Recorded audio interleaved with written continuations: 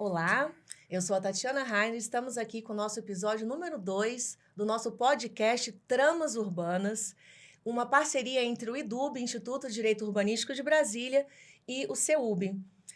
Estamos aqui hoje, então, para falar sobre as tramas urbanas, de Brasília, principalmente. O nosso enfoque é em Brasília. É que tem uma trama peculiar por suas escalas, né, monumental, residencial, gregário e bucólica, e todo um processo de desenvolvimento que partiu do plano piloto e foi se espraiando para as outras regiões administrativas. Nesse nosso episódio, vamos abordar um tema bem atual, complexo, que é a gentrificação. Só para apresentar para os nossos ouvintes uma noção geral desse termo gentrificação, eu busquei a ajuda da Enciclopédia Antropológica da USP. Lá nós encontramos que o termo gentrificação é uma versão aportuguesada da gentrification, que vem do gentry, que é a pequena nobreza, que é um conceito criado pela socióloga britânica Ruth Glass, na sua obra Londres, Aspectos da Mudança, de 1964. Percebam que é algo que já é um fenômeno que já acontece há muitos e muitos anos. E nessa obra ela descreve e analisa as transformações observadas em diversos bairros operários em Londres. Bom, desde o seu surgimento, a palavra ela tem sido amplamente utilizada em estudos, debates sobre desigualdade e segregação urbana, assim como em estudos sobre patrimônio, incluindo planejamento e gestão urbana.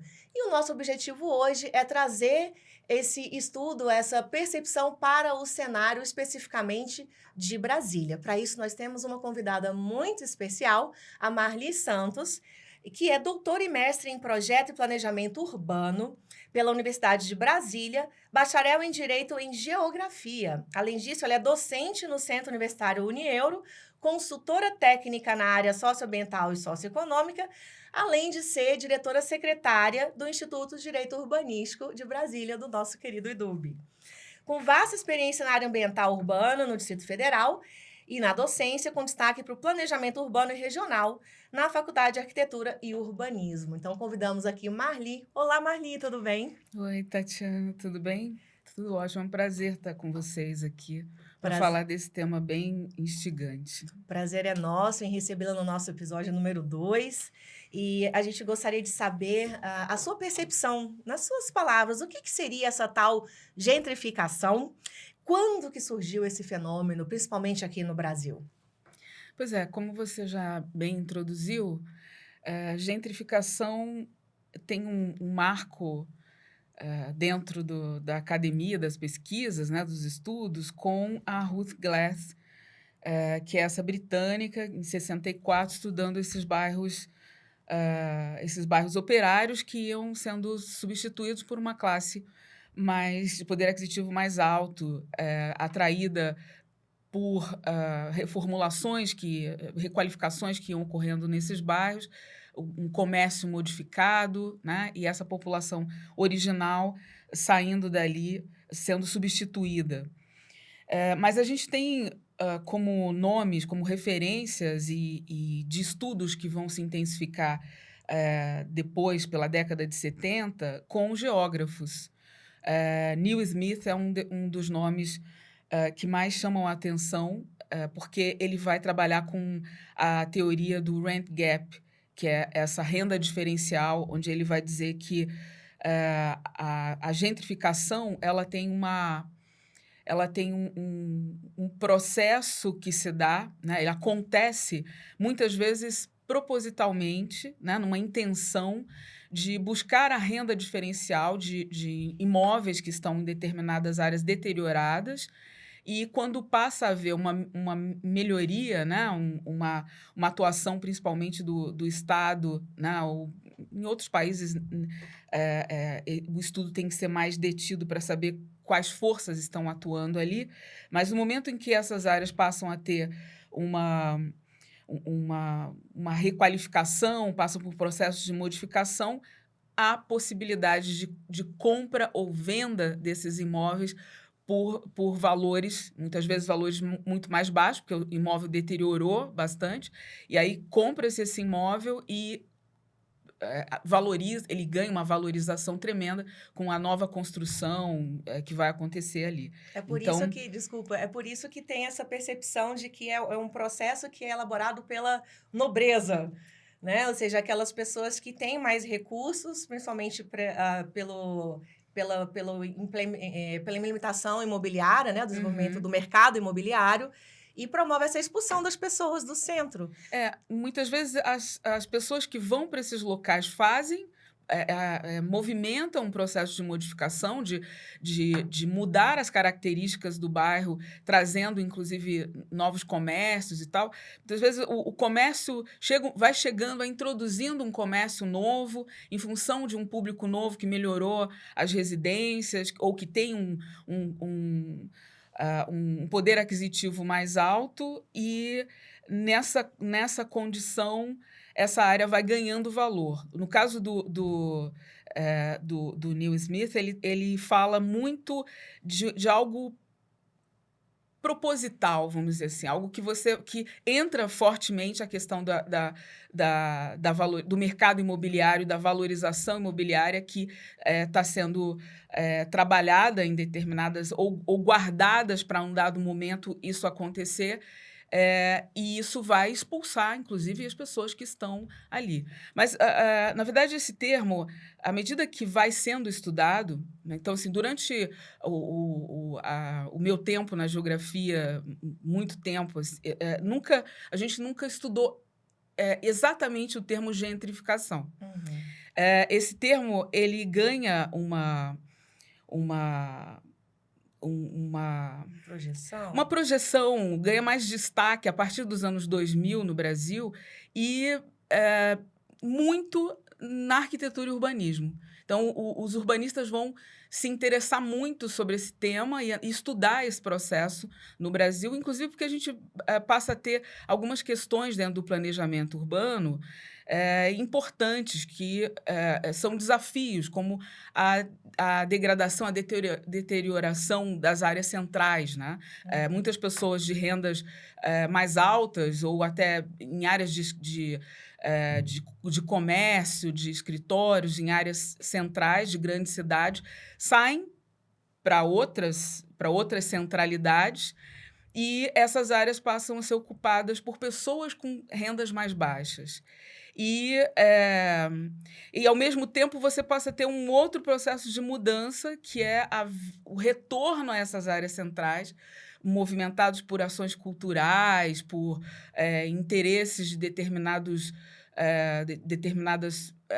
frentes, por exemplo, envolvendo a gastronomia, que vai novamente trazendo uma mudança para essas áreas. Então, assim, a requalificação, né? O momento de passar por uma situação de degradação de uma área que é bem infraestruturada, que tem muitos serviços, transporte e tal, passar por uma requalificação significa uma nova expulsão de pessoas dali. Isso pensando nessas áreas centrais. Mas se a gente falar de Brasília, a gente vai entrar numa outra Antes da gente entrar em Brasília, só para o nosso ouvinte entender, porque às vezes as pessoas conhecem pouco esse fenômeno. Sim. Será que você podia dar algum exemplo para a gente, pode ser no Brasil, desse fenômeno da gentrificação, que a gente pode ver que é estudado no urbanismo como uma consequência da segregação socioespacial, né? Isso. Esse ponto é bem importante, porque a gente não pode confundir gentrificação com segregação socioespacial. A gentrificação, ela provoca esse processo, porque ela leva à expulsão de pessoas que vivem em determinadas áreas, que ganham valorização e são expulsas para as zonas periféricas. É uma das consequências da gentrificação. Então, a gente pode dizer, desculpa, Marli, a gente pode dizer, por exemplo, aquele famoso caso em São Paulo, no centro de São Paulo, que ficaram muitas áreas abandonadas ali, muitos prédios abandonados, né? E as pessoas... Por que isso aconteceu? As pessoas não conseguiam mais se manter ali, pagar um IPTU tão caro, né? Ou pagar aluguéis caros, e esses prédios acabaram sendo abandonados, ficaram sujeitos a uma especulação imobiliária por um grande Sim, tempo, e dessas pessoas foram expulsas do centro, daí a gente chama da gentrificação, promovendo essa segregação socioespacial. As pessoas mais pobres se mudando ou sendo expulsas para a periferia, e depois vindo grandes empreendimentos imobiliários, renovando essas regiões, né, como aconteceu em São Paulo, renovando essas áreas urbanas para beneficiar e trazer uma população com poder aquisitivo maior. É isso que acontece mesmo, né, Marli? sim. A gente em São Paulo isso tem acontecido muito, não só nessas áreas, mas bairros inteiros que têm, em função de mudanças no plano diretor, tem se permitido a verticalização de bairros antes residenciais, Vila Mariana, por exemplo, né. Então, essa verticalização com imóveis, condomínios, de luxo, né, vão expulsando também essas populações, perdizes, isso tem acontecido bastante. Então, exige, mecanismos de controle. Mas, apenas para ilustrar, essa questão desse fenômeno da gentrificação, que eu acho que a gente, pode analisá-lo nesse formato, né, eh, à medida que há uma consolidação das áreas urbanas, e há uma definição de valorização e de interesse por determinadas áreas nas cidades, essa mobilidade social vai empurrando a populações que estavam em áreas, melhor infraestruturadas, áreas que têm serviços e tal, para áreas periféricas. E isso a gente vê em diferentes localidades do Brasil. Então, o turismo provoca isso, a gente vai ver isso em Recife, Olinda, Pelourinho, em Salvador, né? Vai passando por requalificação, essas áreas vão sofrendo pressões, inclusive fora do Brasil, esse fenômeno já é estudado há bastante tempo, né? Tem exemplos em Nova York, uma cidade que tinha bairros operários muito característicos ligados a fábricas que, do momento em que elas saíram dali, muitos galpões, muitos espaços foram, esvaziados, deixados vazios ali, e novos grupos, até é importante colocar isso, que a gentrificação ela não está ligada exclusivamente à questão da valorização imobiliária, ou da especulação imobiliária, ou do mercado imobiliário. Eu acho que eles pegam também uma carona, dependendo de determinada da localidade onde a gente está falando, né, em que o interesse a partir de interesses culturais, e isso é uma vertente também de estudo, né? A gente falou do Neil Smith, tem uma outra vertente de estudo que eu não vou me recordar agora do nome do pesquisador que trata disso. Ele vai falar muito desses movimentos culturais. Em Nova York, o Brooklyn é um bairro que, dos final dos anos 90, vem passando por essa modificação, mas a própria Nova York, isso aconteceu no Sorro, em áreas de bairros operários, que hoje têm aluguéis caríssimos, né, porque essa população ligada à arte, à cultura, elas vão ocupando aquele espaço, vai aumentando o aluguel e tal, né. Você trouxe até um ponto interessante, que essas áreas que ficam abandonadas, depois elas sofrem esse processo de revitalização, né? Exato, Então, exato. essa questão cultural de atrair pessoas, E né? com isso você tem a valorização imobiliária, a especulação, toda essa condição que leva aqueles que eram de origem a saírem desses espaços, né. É um fator negativo e muitas vezes se estuda, aqui no Brasil, dentro das leituras que eu faço e volta e meia eu estou buscando artigos novos sobre isso, a gentrificação normalmente está ligada a fatores negativos. né? Por conta da nossa imensa desigualdade socioespacial, da dificuldade de manter essa mesclagem, a heterogeneidade das cidades, né? Então, normalmente, esse processo leva a uma homogeneização dos espaços e a uma exclusão em que as pessoas, ao invés de poder usar os espaços públicos, inclusive, das localidades, elas passam a se sentir até constrangidas de estarem ali. Uhum. E aí, muitas vezes, há essa confusão errônea, né, de entender que a gentrificação e segregação, isso pode acontecer, é a mesma coisa, a gente está falando dos mesmos processos, mas não. Na verdade, você tem que entender o fenômeno, né, da gentrificação que traz como consequência esses aspectos. Só aproveitando esse gancho, a questão da segregação socioespacial, que a gente analisa há algum tempo também, ela provoca o afastamento, de certa forma, das pessoas do centro da cidade, né? E isso é muito importante a gente destacar para quem está nos ouvindo, nos assistindo. E por que é tão importante ficar dentro do centro da cidade? Por que as pessoas optam normalmente em ficar no centro da cidade? Porque o planejamento urbano ele começa pelo centro, normalmente. E é ali que tem as melhores infraestruturas, ali que as pessoas são servidas, né? Têm o acesso ao melhor serviço público. Então, é por isso que muitas pessoas lutam por ficar no centro das cidades. E separar as pessoas que não têm condições de ficar ali por conta do encarecimento da vida no centro das cidades, isso é muito difícil.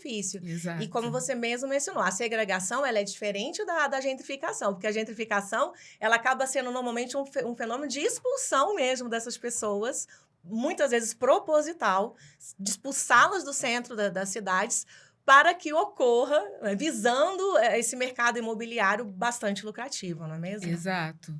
Aí você tem fatores que envolvem desde a ação do Estado, e isso é notório, que, em parceria com o mercado privado, facilita esse processo acontecer, né? Então, as garantias da função social da cidade, ela tem que ser muito observada nesse contexto. E aí a gente observa também que, no Brasil, há um histórico que a gente, antes dos anos 2000, de gentrificações, né? Porque as reformas urbanísticas, elas promoveram muitas expulsões de áreas centrais,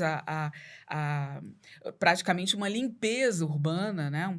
Um processo de expulsão de pessoas que viviam em áreas que poderiam estar lá, né? Melhorando a sua condição de vida, mas você tem essa questão da elitização excessiva de determinados espaços. E a gente observa isso, eu vou citar aqui, eu estava falando, comentei de Brooklyn e tal, a gente falou que isso começa com um estudo em Londres e tudo, mas há um estudo de um pesquisador aqui em Brasília que ele fala que Brasília já nasceu dentro de uma concepção de gentrificação, porque o formato da cidade, todo o regramento a ser estabelecido aqui favoreceu, isso não quer dizer que ela tenha sido pensada para ser gentrificada, não é essa a questão, mas o fato de ser uma cidade modernista, bastante setorizada, com locais muito bem definidos e haver um destino específico para quem viria para Brasília, né? Uhum. Servidores públicos e tal. A segregação socioespacial no DF, ela é também compreendida como planejada. Ela faz parte desse contexto. Então, o baixo adensamento populacional,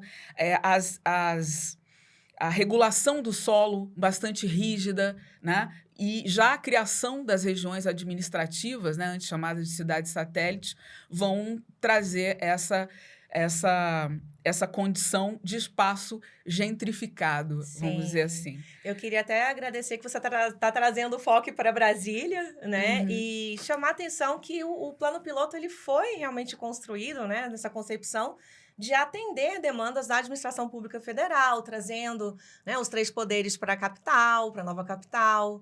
Então, assim, o plano piloto ele foi desenhado pensando, né, em acolher os 3 poderes, pensando em acolher os servidores públicos, e acabou que foi desenhado não só como centro administrativo, mas também para receber essas pessoas, esses servidores públicos. Então, aqui Exato. ficou realmente concentrada essa população que, querendo ou não, tem um maior poder aquisitivo na cidade, né? E as outras pessoas foram espalhadas pelas outras regiões administrativas, que hoje totalizam 35, né, Marli? Exato. Então, o curioso que a gente vê, muitas pessoas realmente falam que Brasília, no seu processo de criação, teve já uma certa gentrificação original, né? Ou É. originária, porque foi propositadamente criado para acolher essas pessoas, né? Do poder, os servidores públicos, e Uhum. até os candangos, as pessoas que ajudaram a construir, e outras pessoas foram colocadas nas regiões mais É, afastadas, né? é. Inicialmente Gama, Taguatinga, que são locais mais distantes, né? É um ponto polêmico, né? Eu acho esse entendimento de Brasília como um espaço que nasce já eh, com essa gentrificação, isso não faz parte da intenção, né, de Lúcio Costa, do seu projeto. Pelo contrário, ele buscou a ideia de ter todos os poderes aquisitivos aqui dentro, né? E pensando talvez num equilíbrio, né, numa equidade social, no sentido de não haver tantas desigualdades de renda, mas está todo mundo dentro desse espaço aqui.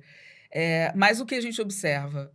As 400, que seriam as quadras Mais mais populares. populares, elas não são populares. Eh, as, a, a W3, isso é bastante interessante. A W3 que foi criado como uma área, e eu estou falando da área residencial, né? As 700 ali Uhum. da W3, elas foram criadas como áreas para serem ocupadas por trabalhadores, por operários, né? Com casas geminadas.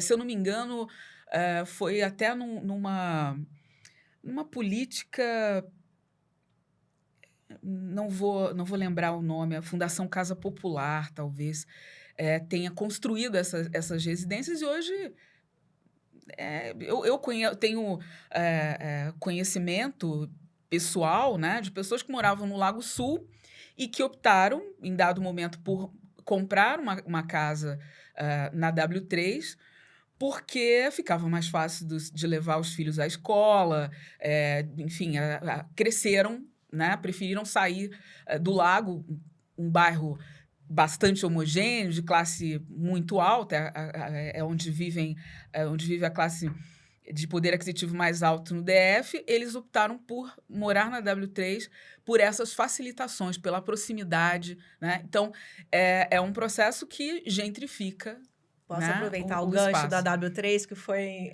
meu objeto de estudo, né, durante o mestrado. Aham. E lá eu estudei essa questão da revitalização da W3, que foi a primeira avenida de Brasília. Ela concentrou Isso. comércio, lá temos áreas mistas e áreas residenciais. E foi a W3, ela, né, foi entrando num processo de degradação, de esvaziamento, de vários imóveis ficaram abandonados.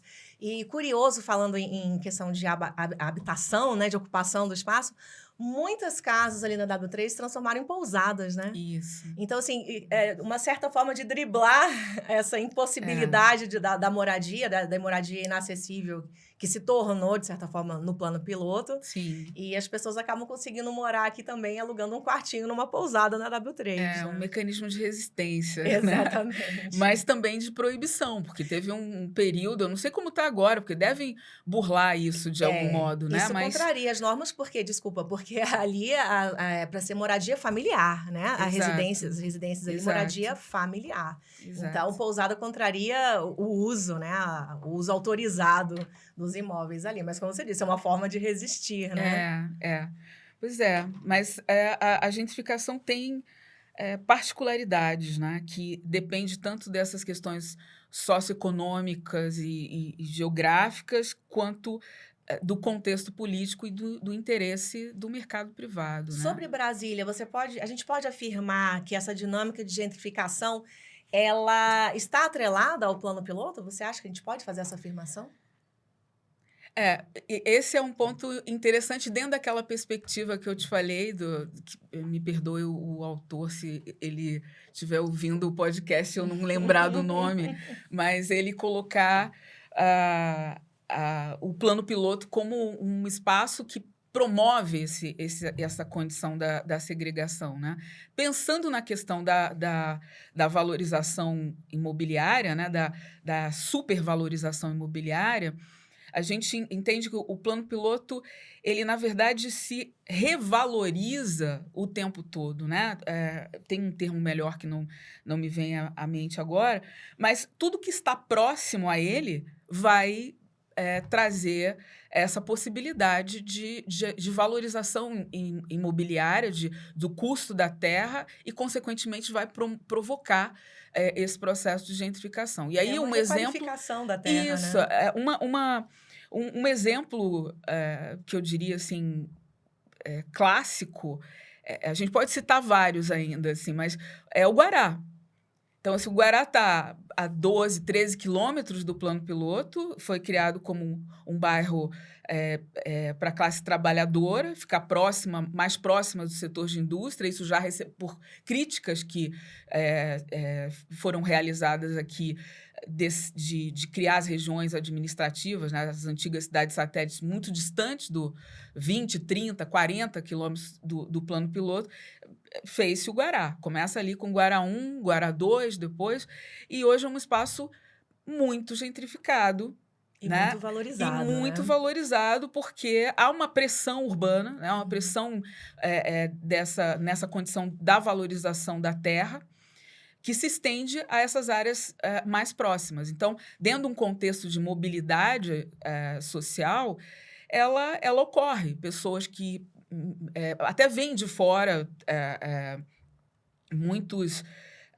o apelo do serviço público, que é o ponto principal em Brasília, faz com que pessoas que cheguem, os que não ficam aqui, vão buscar habitações mais próximas, né? Guará é um deles. Eu não diria que o Guará necessariamente é o que abriga os migrantes que vêm por conta do serviço público, mas da própria cidade. Né? Águas Claras, na verdade, ela gera uma pressão ainda maior, porque ela traz esse apelo da gentrificação naquela região e na pressão urbana que é promovida naquela região muito forte, inclusive com... passando uma pista, né? Você tem uma via, você atravessa, você está em Taguatinga, mas você tem o estilo Águas Claras, o jeito Águas Claras, né? Que seria não é exatamente isso, mas é como se a gente estivesse falando de um lugar que abriga uma população de classe média alta e que vai provocar uma valorização imobiliária nas suas imediações, um interesse, inclusive, né? É uma cidade que vem com... e todas as que passaram por essa... o metrô, né? Eu tô querendo falar sobre essa questão da mobilidade, né? Então, você tem uma infraestrutura cara de mobilidade urbana importante, né? De transporte, pensando nesses deslocamentos. Então, Águas Claras, ela traz em si essa condição boa, né? De você ter a possibilidade de se deslocar com facilidade em função do metrô. isso leva esse público, essa população de servidores públicos para essa região, que vai ter polos gastronômicos muito interessantes e culturais, inclusive. E isso vai ter efeitos tanto para Taguatinga, para Ceilândia. O mercado imobiliário em Brasília, ele contribui muito nesse mercado da gentrificação, à medida que ele pressiona para que haja um fenômeno que até há alguns poucos anos não era o comum em Brasília, na sua rigidez de regulação do uso do solo. A verticalização ela era muito controlada, né? Chama muita atenção, né? Que aqui no plano piloto, a maioria dos prédios tem no máximo 6 andares, e lá em Águas Claras a gente tem prédios com praticamente 30 andares, né? Exatamente. Isso vai tendo uma reverberação. Samambaia, Ceilândia, Isso. Taguatinga, esses condomínios verticalizados, exclusivos, com tudo acontecendo lá dentro, né? Tudo isso são situações que são fatores em que você identifica a gentrificação. Retomando, então, aqui o gancho do mercado imobiliário, né? A gente poderia afirmar que o mercado imobiliário acaba sendo um grande promotor do processo de gentrificação. Como que a gente pode colocar, então, o planejamento urbano para prevenir, para trazer um equilíbrio para essa sociedade que se apresenta tão desigual? Com maior enfoque aqui para Brasília, se você puder trazer para a gente. Pois justamente em Brasília a gente percebe essa gentrificação muito associada à questão da pressão imobiliária, o custo da terra, né? E esses fatores de mobilidade. Dados estatísticos já mostram que o entorno tende a crescer ainda mais, né, em função de saídas das pessoas de dentro do Distrito Federal, indo morar no entorno pelo custo da terra aqui. Então, o planejamento urbano e a gestão, ela tem que trabalhar para encontrar mecanismos de inclusão, de permanência e não de expulsão, né? Que mecanismos poderiam ser esses? Você poderia citar alguns exemplos para a gente? Bom, desde do início do movimento da reforma urbana, fim dos anos 80, por aí, e a conquista do capítulo de política urbana na Constituição Federal, esses mecanismos eles vão se fortalecer sobremaneira, né?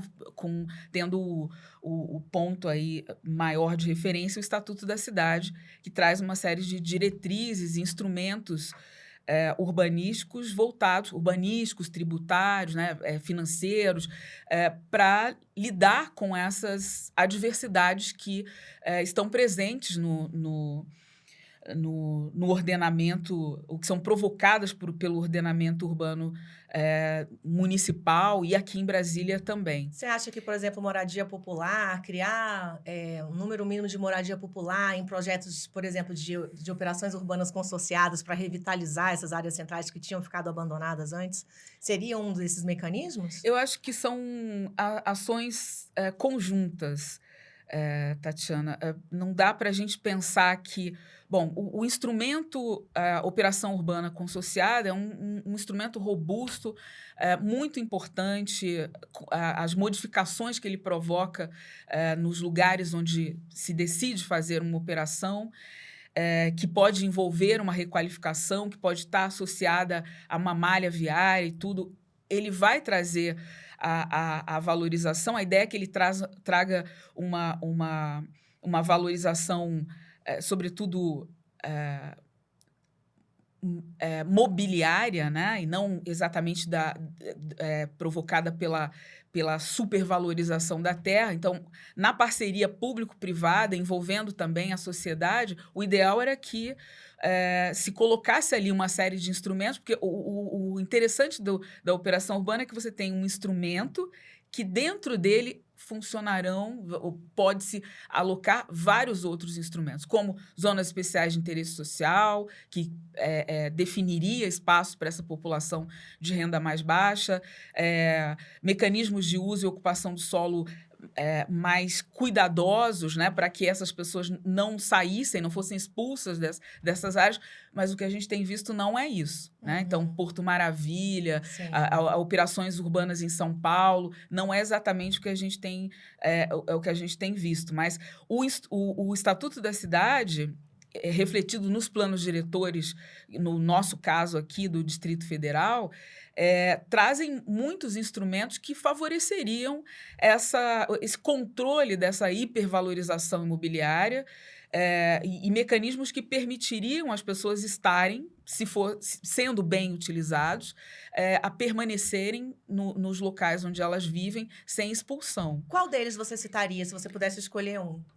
Para ser aplicado aqui em Brasília, especificamente. No plano piloto, em específico? Para a gente combater o processo de gentrificação. Qual que você escolheria para a gente aplicar aqui? Zona especial de interesse social indubitavelmente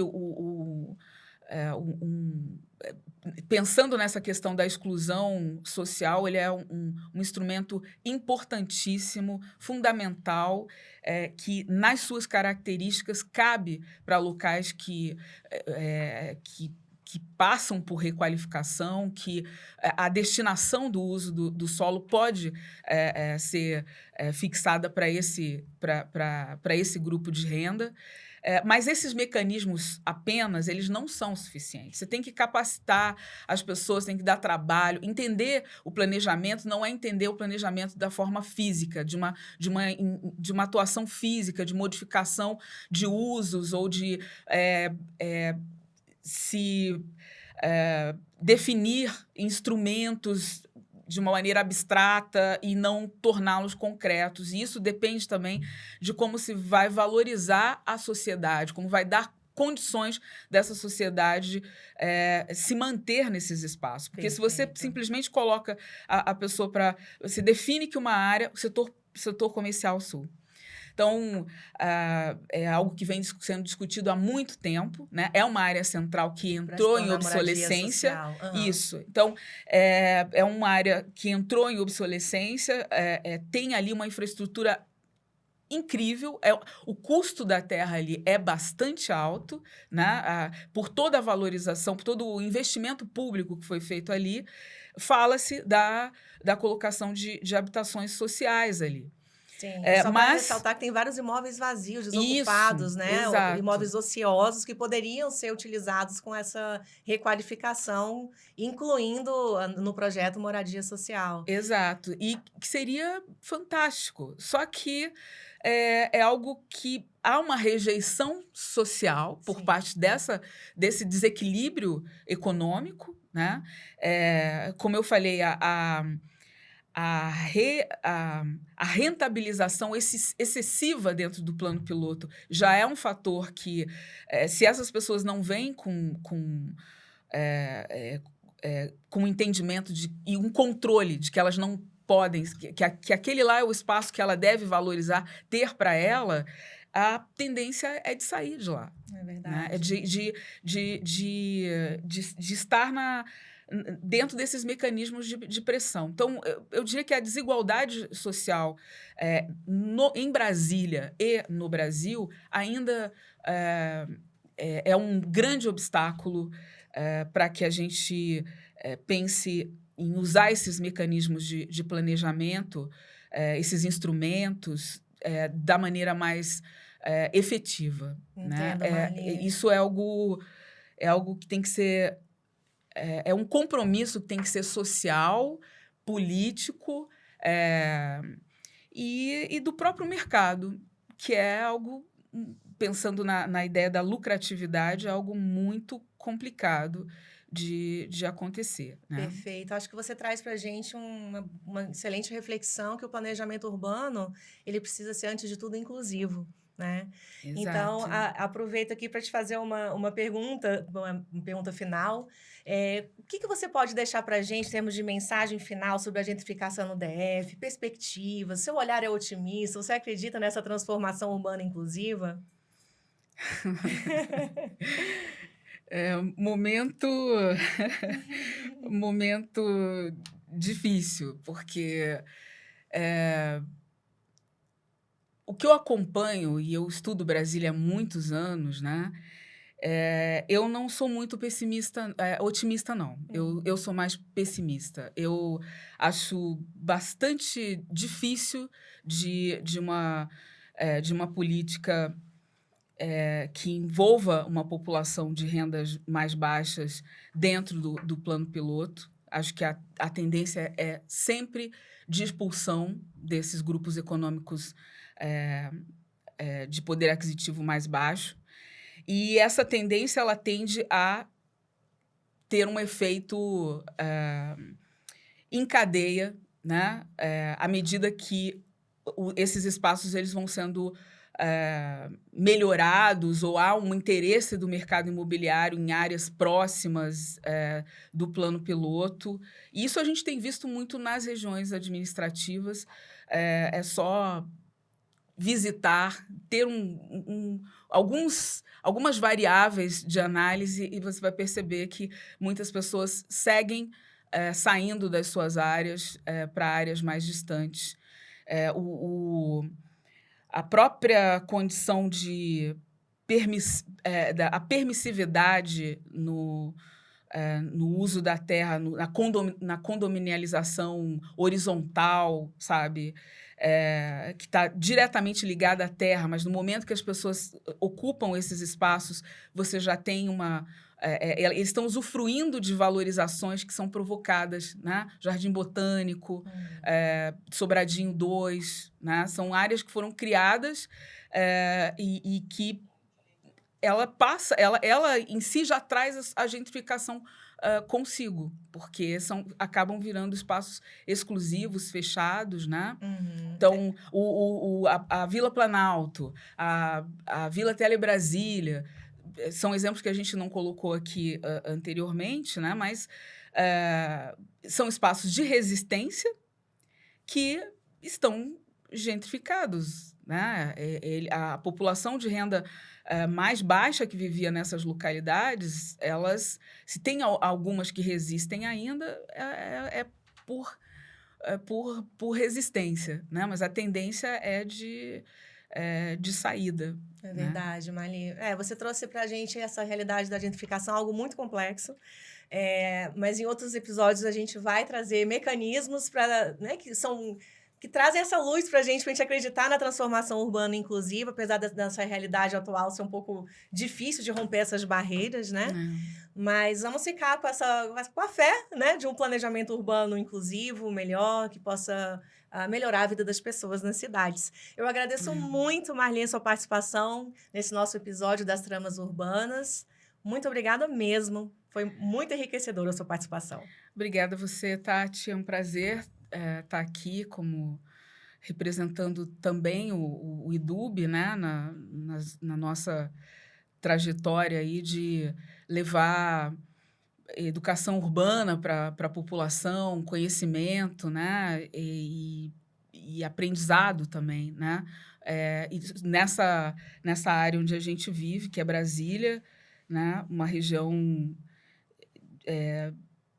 imponente, né, como capital federal, mas que apresenta também características comuns Brasil afora, né? A gente não é diferente dos outros locais.